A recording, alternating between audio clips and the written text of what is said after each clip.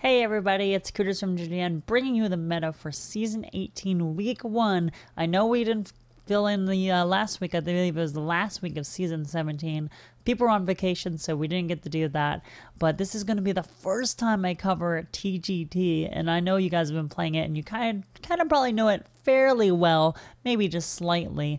And I know you guys are going to be like, oh, you know, she's going to talk about Secret Paladin, and I'm not really going to cover it much. I haven't actually played it. I played against it. I heard all about it. You know, I was actually gone at PAX this weekend, so PAX Prime 2015 was awesome. Come by my stream if you ever want to know more about it and how I, you know, kind of just experienced it and how I felt about it. I go not every year. I mean, I've gone for the past 3 or 4 years, including this year. So if you want more coverage on that, do check out my stream. But I haven't played Secret Paladin. I heard all about it. I heard the buzz like throughout the weekend. And, you know, I haven't really gotten to play the TGT cards in rank. So I've been trying just to play my created decks that I've been using basically for the past 2 seasons or so. Patron Warrior is what I've been playing, really. And it works fine. It works against any of the TGT kind of decks I've been playing against, and also the Secret Paladin. It's not like a... I think it's about a 50-50. It really depends on card draw on both sides. So that's really what I've been playing. I haven't really been playing too many other decks. I made a crazy Holy Wrath Paladin, which leads me into this next thing that I'm going to hype is called Be Creative, or, you know, maybe think outside the box. I think a huge advantage when you're coming into a new season and a new kind of expansion like TGT is to really think outside the box and come up with these decks that really just throw your opponents in for this kind of tizzy, and they just don't know how to react or what to do. Kind of, you know, when Secret Paladin came out, like just this weekend, you know, or last week, last season, when people saw that champion guy come out, all the secrets, it's just like, what do you do? Like, you know what they have, but how do you play against it?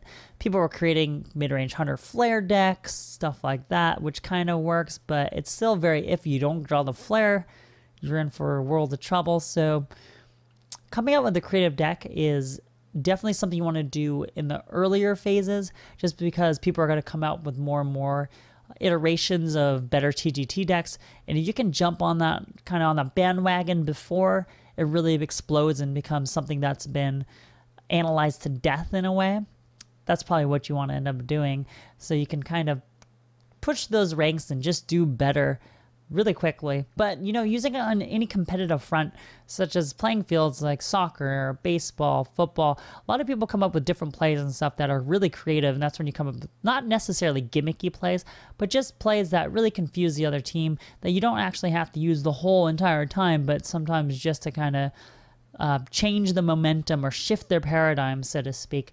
You throw in something that's just kind of loopy and they just don't know how to react to it. And I've seen that in Hearthstone. I've played against many decks where this happens. This problem arises in a sense where you just say, I don't know what to do. I'm just going to play against this deck like I normally would, but I don't know if this is how I should be playing against it. And that's the nice thing about playing somewhat unique decks. I mean, obviously the tier 1 mainstream decks are going to do well, but if you can create something, and maybe that's tier 2, but very unique and doesn't catch on quickly, you can bring a lot of pressure, a lot of pain to certain players because they just don't know how to react to your deck. And I forgot to cover my rank. My rank is 16 right now. I haven't played as much. So about 20 to 16, what I've seen, a little bit of Secret Paladin, some Patrons, quite a bit more Control Warrior, and a Druid, Ramp Druid. That's about it. I mean, I haven't really seen a huge, wide variation of things. I'm going to actually end it there and leave you guys with one of my Holy Wrath Paladins. I know this is the kind of thing that you guys have always ran into, but I actually made it for TGT. I'll try to put my deck list in below. I don't advise, you know, using it for ranked, but it's fun to play around with. I do it with viewer battles. I think, you know, that's a thing too, before I head out, that you should really do is experiment with your friends, you know, people who are competitive in the ladder and have those kind of mainstream decks like Patron and Secret Paladin, and really try it out there, or even just Freeze Mage, anything that's kind of there you see in the ranks. Definitely try to play against them and try out these decks and come out with new ideas. It's really, really fun. It's amazing. If you guys have never been to it, it's like magical, like a unicorn. What do you like? Quiet, what was your favorite part of PAX besides meeting me, obviously? What was your favorite part? Let me know in the comments below. Always do that, just, you know, YouTube thing. Do we just go for the Holy Wrath? Yeah, we do. Boom! GG!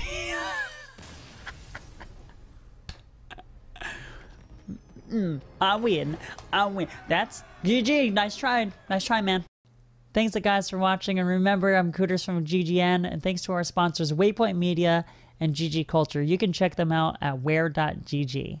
See you guys next time. Bye.